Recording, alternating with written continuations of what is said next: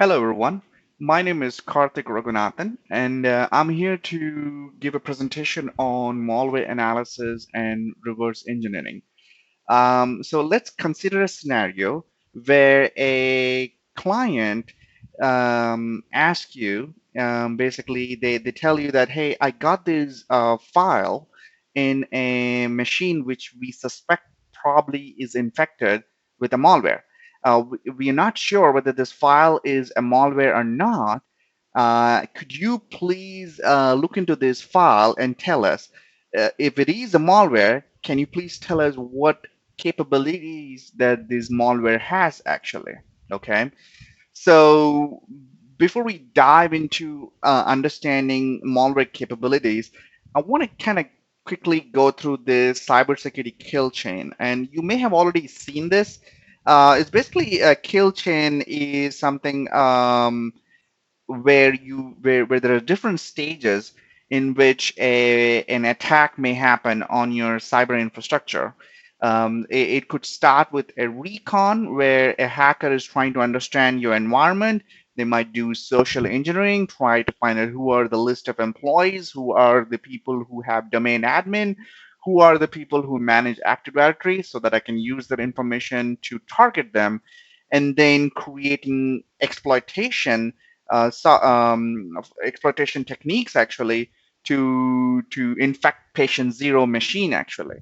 And once you infect the first machine, then you go to the next stage, which is lateral movement, where you move from one machine to another machine till you find an account which may have super administrator privileges, which ultimately would lead to domain dominance where you actually own the environment. And then ultimately you can get the data which you wanted to steal. Could be PI data, personal information, or financial information, or intellectual property.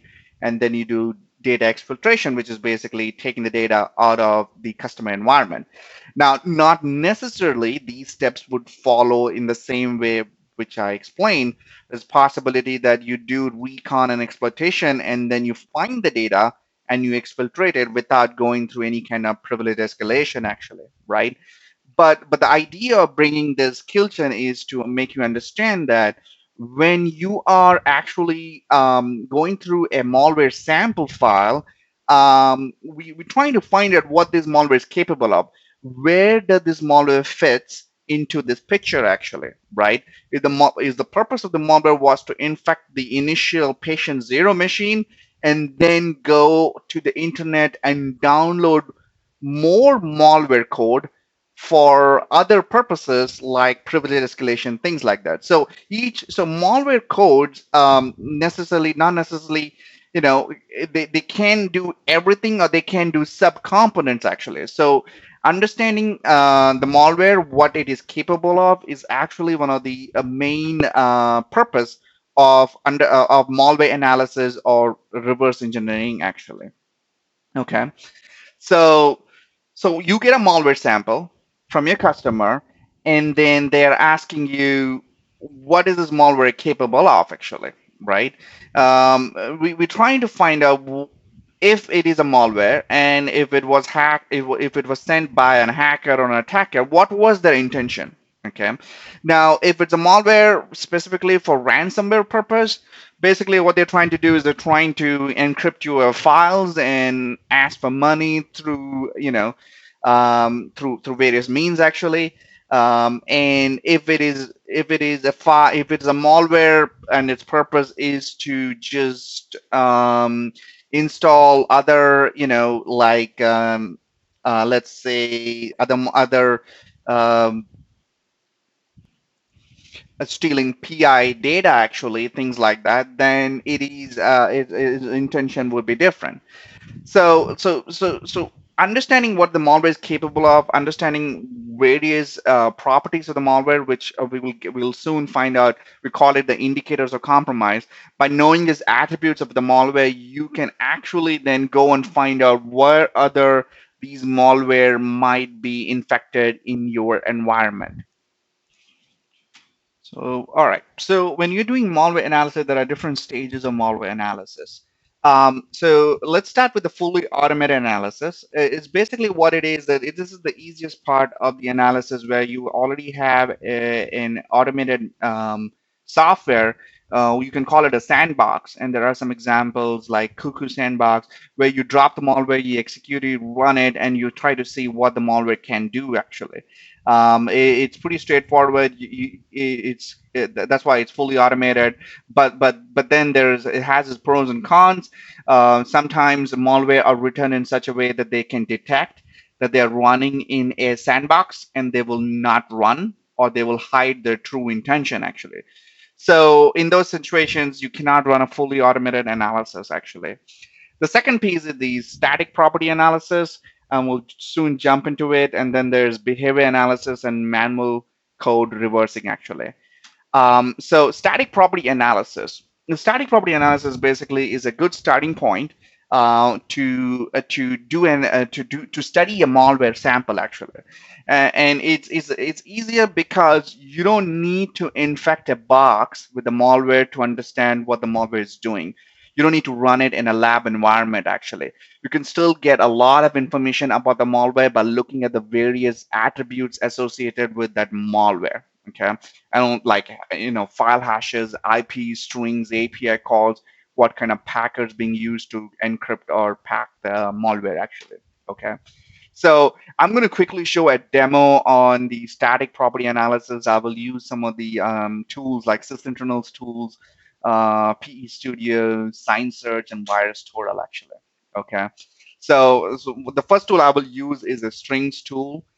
Basically, it's a sysinternals tool where when you run it, you get a list of all the strings in that malware code, and if the malware is not encrypted, then you could see a lot of data in it actually. For example, in this, I'm seeing very interesting information like brbconfig.temp file. It seems like this particular malware is creating a temp file. I'm also seeing that it is trying to access the registry Hive, which is the software Microsoft Windows current version run. It kind of gives me an idea that it may be trying to create a persistent mechanism actually. Okay. I'm also seeing on the right side, if you can see, I'm seeing some HTTP strings. It's giving me a hint that it's possible that the malware might be going outside to the internet.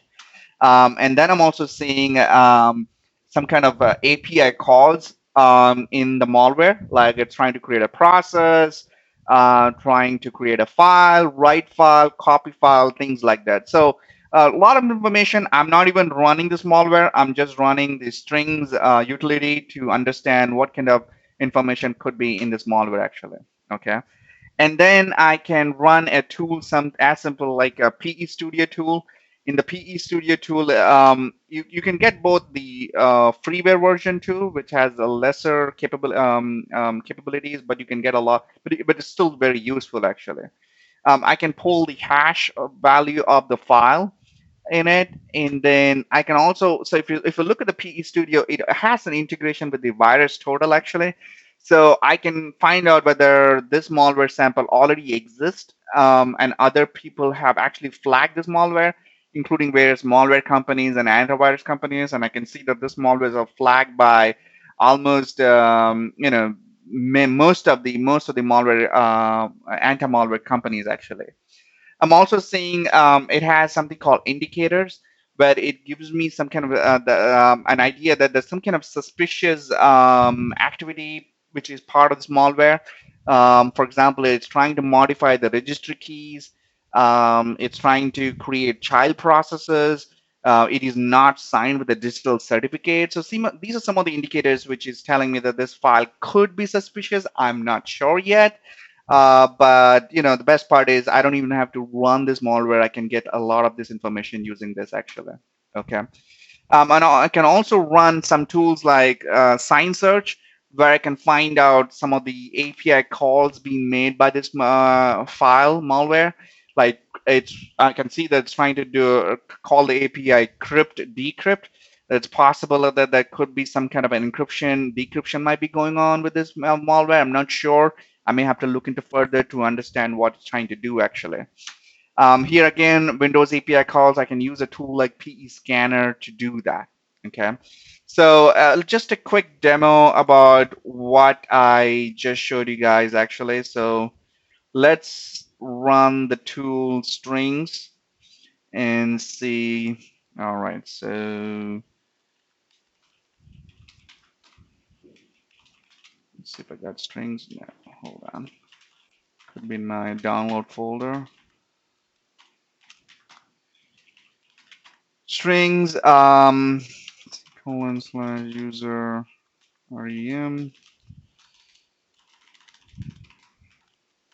I think the malware sample I have, it's in the system32. And the malware is called brbot.exe.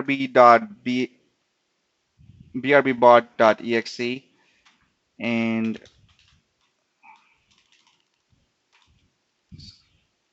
when I do that, it gives me all the associated strings with it actually. So if I go all the way to the top, um, if you look at here, I showed you guys a temp file, that's a string. I'm also seeing some kind of register key access for persistence mechanism maybe. Some of the HTTP strings get post. And if I go further down, I'm seeing some of the API calls being made by this file actually. So I'm not running this malware. I'm just looking at it and saying, okay. I'm seeing some jumbled data here. It's possible that some of the code might be encrypted. We need to do further analysis to understand what it might be doing actually. Okay. All right. So let's go ahead and open PE Studio.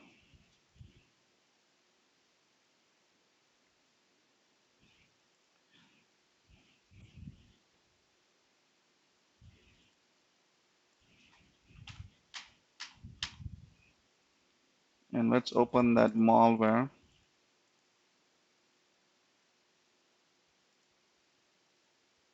Here we go. And I can again see that, okay, this is the hash value of the malware. Let's say I don't have a virus total integration here. Okay, I can't see whether let's suppose this tool doesn't have a virus total integration. I can always go to a virus total website actually and try to do the analysis. And I'm not going to do that right now because this machine does not have access to the internet. But if I had, I can just copy the hash value and go to the virus total website and see whether this file has been indicated as a malware by others or not actually. Okay. And here's another indicator here which showing me that this file has a capability to modify registries. This file doesn't have a digital signature. It creates child process. Now these could be very harmless. Many of these softwares have this capability of modifying registries and creating child processes. We don't know yet. It is an indicator, but we're not sure yet. Okay. And then there's different sections part of this file actually.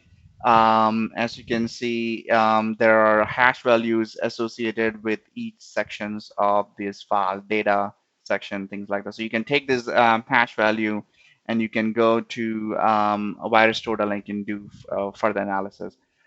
It also has also has strings feature. As we use the system tools, even you can do it from here also.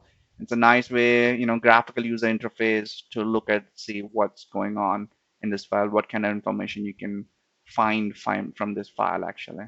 Okay.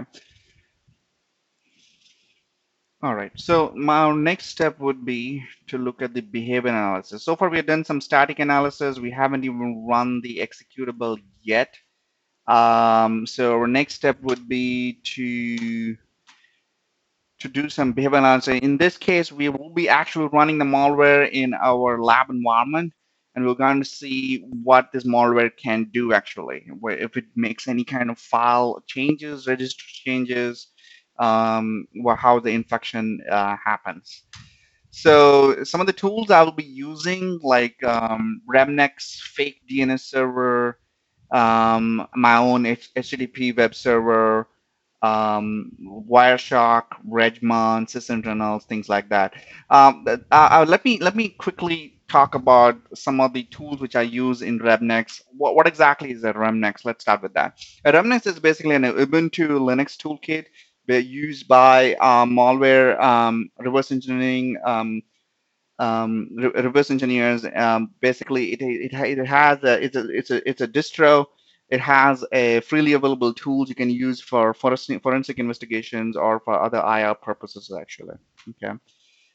So let me show you the Remnex. So this is my hold on one second.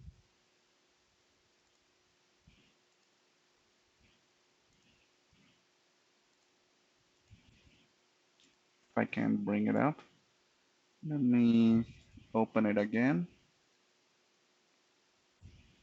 All right, here we go. So this is by Remnex box, and I'm trying to show you one second.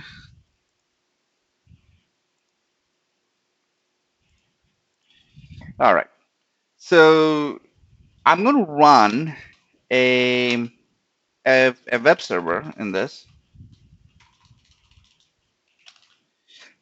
The reason why I want to run a web server here is that what I'm trying to do is I have this Windows 10 box here, and this will be my box in which I will be running the malware. This box is actually considers this Linux box as its DNS server and also as its default gateway. And the reason I want it that way is because if I have a malware which is trying to reach out to a CNC server or trying to do any kind of a DNS resolution, I want it to send those packets to my Remnex box.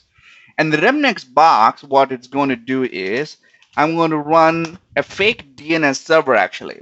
And what that means is that if my victim box trying to say go to www.malware.com, which could be a suspicious domain in which the hackers might be running a CNC server, I want that name resolutions to automatically point to this Remnex box actually.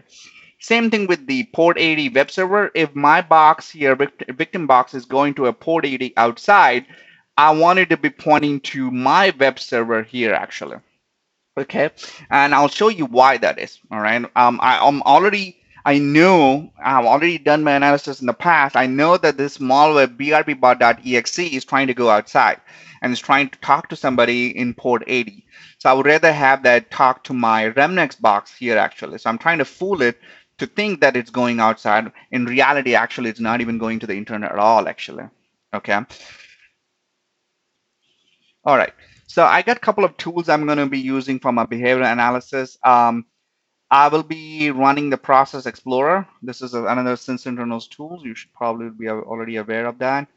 It basically shows all the process running, parent process, child processes, things like that. And then I'm also going to be running a tool called Redmon. Basically, what this Redmon tool does, it takes a snapshot of your system, like all the all the files, registry keys. It scans it, and then what you do is when you run the malware, you take a second snapshot and you compare what kind of system changes might have happened actually. Okay. I'm also going to be running the other system tools, which is called the ProcMon. Okay, I'm going to stop it for the timing. I don't want to run it right now because it creates a lot of events. So ProcMon, you probably may already know about this. It's another system tool which basically shows you all the changes or the read access happening all over the system actually. It creates a lot of traffic. I mean, what I meant traffic was it creates a lot of log files actually. So we're just going to stop for the timing. We're not going to run it right away. So I got my Redmon here. And what I'm going to do is I'm going to take my first snapshot of the system before I run the malware. Okay. So let's take the first snapshot. Okay. So it finished taking the first snapshot now. So before we take the second snapshot, we are going to run the malware before we take the second snapshot. All right. And before we do that, I'm going to make sure my other tools are actually ready right now. I'm also going to be running something called a capture bat tool. It's like a ProcMon. It does capture activities like changes to file systems, registry keys, but but it is less noisy actually. Okay. Um, and also it captures the network traffic also. So instead of running a Netmon or a message analyzer or a Wireshark, I can actually run this, which captures the network traffic. And I'll show you soon how I can use the ProcMon log file and the capture bed file and combine them together to show a nice flow chart. Actually, I will get to that in the end. But let's go ahead and start this one actually. Okay. So let's put this here. I'm going to call it as a CSV file. Okay. And that's going on. Oops. Sorry, 1 second. Um, let me run this again. 1 second. Sorry. I'm going to be in this. Let me close this and run again.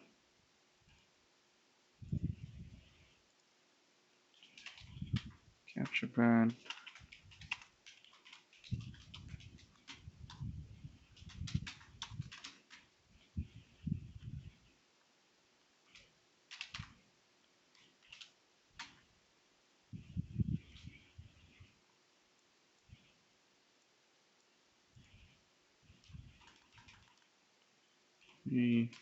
One dot CSV. All right. So that's capturing in the network. Please ignore the one which says 0.7. That's it was a different adapter which I disabled, so we can ignore that. Sorry, yeah, that one we can ignore actually. Yeah, I will just concentrate on the 3.6 actually. So while that's going on, we took the first snapshot of the registry key. The next thing we're going to do is we're also going to run the ProcMon now. Okay. Let's go ahead and start the capture of the ProcMon. You're going to see a lot of events. So when everything's going on, let's go ahead and run the malware. Okay.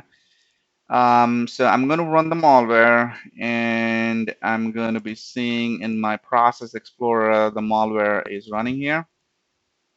Go to properties. I can also look at the strings value of the malware, which we saw before using different tools. So you can do that using the Process Explorer also. So I think we have let it run for a few seconds. We can go ahead and stop this capture, and we can go ahead and kill the process also. Okay. And what I'm going to do next is I'm going to take my second snapshot of the Redmon. Okay. Now the second snapshot has completed. As you can see now, you see the compare now. So when I click that, it's going to create an output file for me, a text file. Here we go. And then here, there's tons of changes happening. Um, many of them sometimes a lot of noise is here, as you know the system is doing a lot more things. So we can just concentrate on some of these files here. Let's suppose here we go. So look at these files being added. There are 13 files have been added between when the first snapshot of the Redmon was done and the second snapshot was done. So you know we ran the capture bat. You can see that created the PCAP files actually here. Sorry, here. I can actually stop the capture bat file now since I got the malware stopped now. And then I can also see that at this file, if you recall, we saw these files on the system internal strings actually, and we thought maybe the malware creates this file. Now it's confirmed now. The malware does create a file. You know, based upon the snapshot, I can see it did create a file actually. So these are some of the interesting things, files have been added actually. So this is a nice tool to kind of understand what files have been created or what files could have been deleted also. Actually, you can even recover deleted files too if you want to.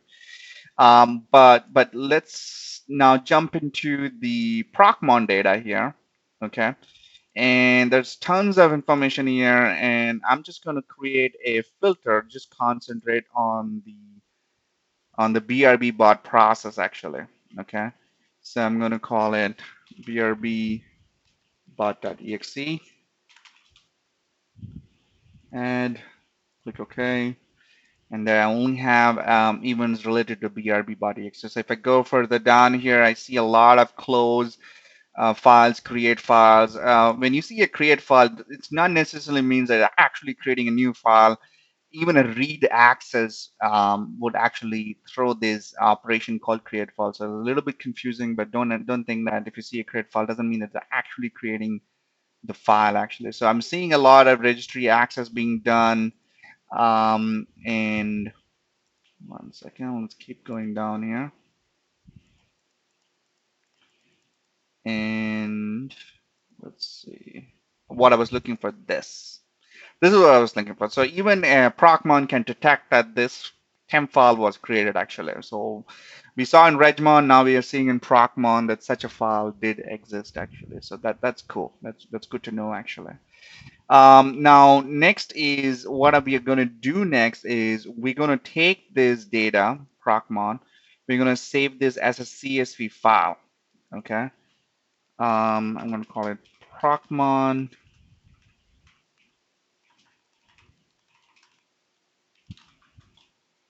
BRB bot one CSV. And then if you remember, we ran the capture bat and it did drop some PCAP files actually. So we're going to go there to the capture bat and we're going to look at these files actually. Okay, so I got some log files here. I got some PCAP files. I'm just want to do this one. Sorry, I'm going to use copy too actually. And put this in my desktop. Use PCAP file. All right. And then what I'm going to do next is I'm going to use a tool called ProcDot to combine my network capture and my ProcMon files actually. Okay. So hold on, my ProcMon file is not here. Let me find out where it is.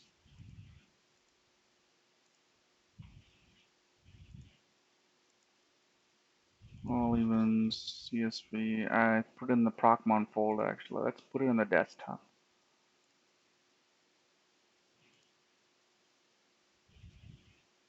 Okay. So let's go ahead and upload this ProcMon file in this proc.dot folder, proc.software.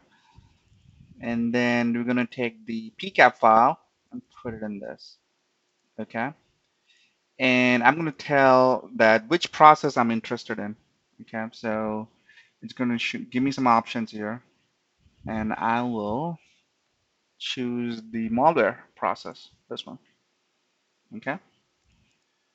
And then it's going to generate the flowchart for me. Come on. Let's go ahead and click refresh actually.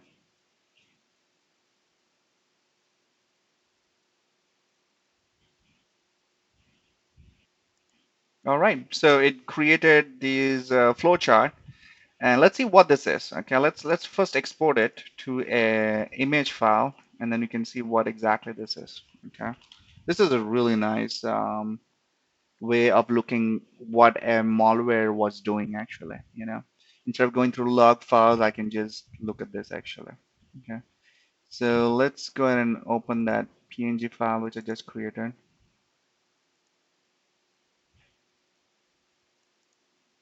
All right, so if I zoom in, and you can see that there's a flowchart created showing me the brbot.exe has created a thread 6112, and then it created a bunch of files, brb.config and some other files somewhere, and then made some changes to registry, things like that. It also actually tried this. Look at this domain brb.3dtuts.by. So there is some kind of a suspicious domain being accessed outside. Okay. Now we have this information, right? Let's jump into this Linux box. If you recall, I told you that this Linux box is acting as a web server and also as a default gateway and a DNS server for this victim box actually. So this DNS server, fake DNS, it gives me in real time any kind of DNS request coming from that victim box. And I can see, look at this, that my box is actually, this malware is actually looking for this brb3dtuts.by actually, which is cool. So this is very interesting. I'm seeing some kind of a suspicious domain being accessed actually. Okay, and let's look at the PCAP file a little further. Okay, let's go to this and let's open the PCAP file now.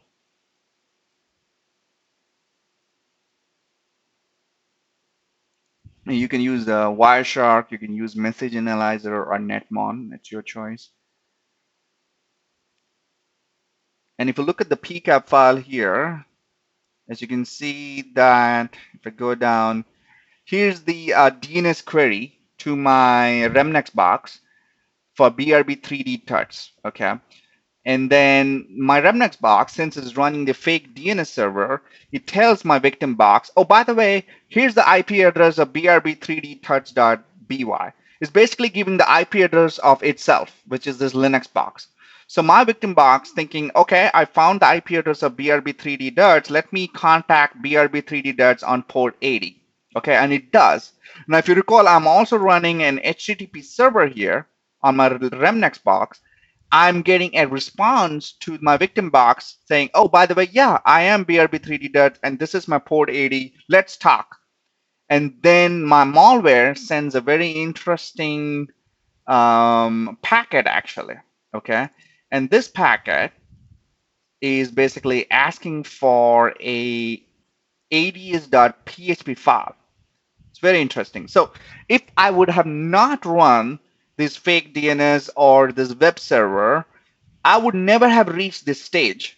The malware would have never actually went to this part asking for the PHP file. Okay, so by doing this, I'm tricking the malware to think that it is talking to its CNC server.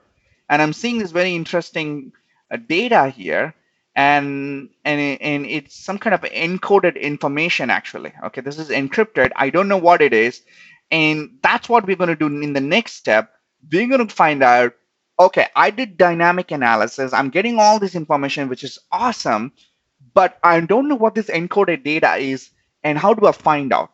And that would be our next step, which is the static code analysis actually. Okay, and let's quickly jump into the static malware code analysis. How do I get that encoded file actually, since it's encrypted? So the next step, which is the if you recall, we went through this, right? We did the static property analysis. We saw that some of the tools we used. We just did the interactive behavior analysis. We actually ran the code and tricked it to think that it was talking to the CNC server. Now we found out that it has some kind of an encoded file. We need to find out what that file is. We're going to do manual code reverse engineering actually, which is the fun part. Now let's quickly get to the encoded file, right? I mean, what is that file? Let's go there to that file actually. All right, hold on one second. Let me go to the file where it was created. I believe it was C Windows System 32, and here we go. So so we saw brb.exe, and then it created this file actually. And let's see, some kind of encoded file, right? This was the encoded file we saw also in the network traffic. We're not able to understand what that is. So how do we decode this file actually? Okay, so we need to find that out. So to do that, we'll do some static code analysis. What we'll do is we'll use a debugger actually, like an OLE debugger. Okay. So let's get back to the slides here. So malware code analysis, which is basically reverse engineering, we had some tools we can use. We can use a disassembler, whereas like IDA Pro, or we can use like a debugger, like an OLE debugger actually. Okay. Now, this is similar. We will IDA Pro. We will probably look into that tool maybe in subsequent demos. But for the time being, what we're going to do is we're going to use a debugger like a OLE debugger, and we're going to run the malware in the OLE debugger actually. Okay, and show you how we can do a step-by-step analysis of the malware. Okay. So let's quickly jump into the demo box here, the victim box. Let me go ahead and close some of the all right, I don't need this. All right, I don't need ProcMon. So what we're gonna do is let's go back to Windows.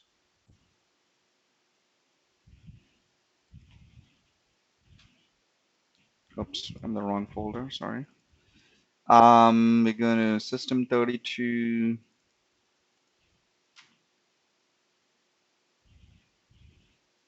and we're gonna go to the BRB bot. Okay, so we're gonna open this on the OLE debugger here. Okay, and what we're gonna do is we're gonna do an analysis. Okay. So we know that this file brbconfig.temp file was created, okay, and then it's trying to read the file, and we're trying to find out how do we decode that. Okay, so if it is reading a file, then we should be seeing some Windows API calls, right? So I'm going to press Control N, which is going to give me the list of all the API calls this malware file does. We have already seen most of these API calls using commands like strings command, where we are looking at static analysis actually. So as I'm going through this, I'm going to try to find out where the read file is. Here it is. Okay. So I find the API call. Now I'm going to go and find the code where this read file is being made on the malware. I'm going to say follow in disassembler. And here we go. So this is the malware code, right? Which we just opened using the OLE debugger. And here's the line of code which does the read file. Now I'm kind of pretty sure this is the point where it's actually reading the temp file. Now, if I can actually look at the memory registry and see the file being read, there's a possible that the file, when it's reading it, it's decoding the file, right? So let's do that. Okay, let's see. But what we do is I'm going to go ahead and put a breakpoint here. Okay. And when I put a breakpoint and when I run this malware, it's going to stop at the breakpoint. All right. It took like less than a second and it stopped it right here. You can see at the bottom, there's a pause here, right? And look at the stack registry keys here, right? Here it's pointing to a handle file. Okay. Now, if I'm trying, so part of the reverse engineering work is to understand what these Windows API calls are, right? So I need to understand all these API calls being made. So I can open the MSDN read file section here and try to understand what this API call is. And we'll look at this H file, right? This is the file handle of the file which it's trying to read, okay? So I can see that there's the H file here pointing to this file handle address 00000E8, okay? And what I can do is I can actually go to view, and there's a handles table here. I open it and I look for that 0000, what was it, E8 or something? And here it is, E8. Okay, this is the file handle. And if you see what this is, voila, that it's pointing to the brb config.temp file. So we are now definitely sure that this is the place where it is actually reading the file. Okay, so that's good. Now what we're going to do next is we need to find out where is it decrypting the file. Okay, so let's go a little bit down below and see any interesting API calls being made actually. Okay, so I'm gonna kind of go around and look around and see any interesting API calls being made. So I'm gonna look at it. Okay, all right. So right down below, I'm seeing an interesting API call called crypt decrypt. Now, it's pretty obvious that this API call does some kind of encryption and decryption actually. So that's perfect. So if if I if I put another breakpoint here, okay, and run this malware. Now, if you remember, I already ran this malware. It's sitting here at this breakpoint. It's still in a pause state, and I'm putting another breakpoint here after the crypt decrypt. Excuse me. I'm hoping that I can catch this file in a decrypted state. So I'm going to go ahead and continue running. All right, so it stopped it right after crypted decrypt. And then I'm going to look at the memory section here to see whether I can see the file or not. Okay, so here we go. So this is the memory section here, and I'm seeing the temp file argument here, argument one, brb.config temp file. And I'm seeing some kind of a encoded data here. And if you see here, this is the piece where I'm seeing the decoded data actually. Okay, so perfect. So I was able to stop right after the decode process and I was able to read the file actually. Okay, and I can say copy as table, and I can just put it in a notepad. Perfect.